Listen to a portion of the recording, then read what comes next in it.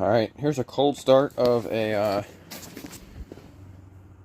Amazon diesel engine. It's currently on my wheel horse, but that doesn't matter. It's just an Amazon diesel. Don't mind the exhaust.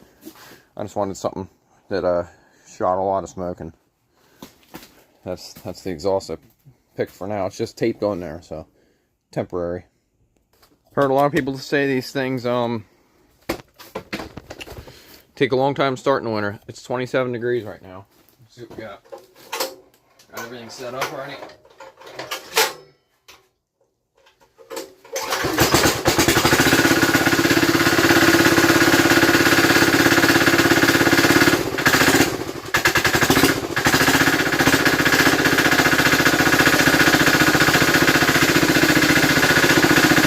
It started up pretty dang quick.